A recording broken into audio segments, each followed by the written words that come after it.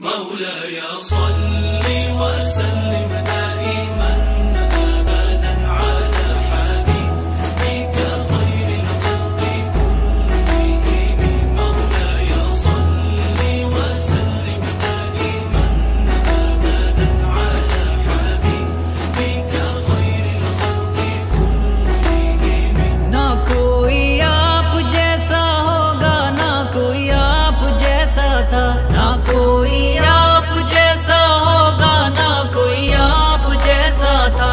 कोई यूसुफ से पूछे मुस्तफा का हुस्न कैसा था। जमीनों आसमां में कोई भी मिसाल ना मिली।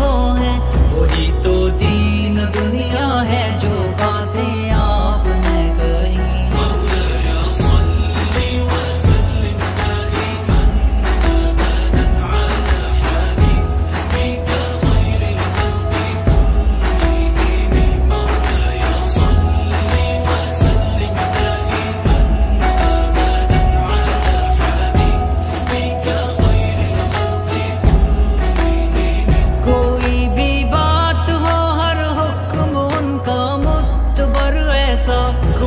भी बात हो हर हुक्म उनका मुतबर ऐसा कि उनका हाँ नहीं कहना भी है कुरान के जैसा।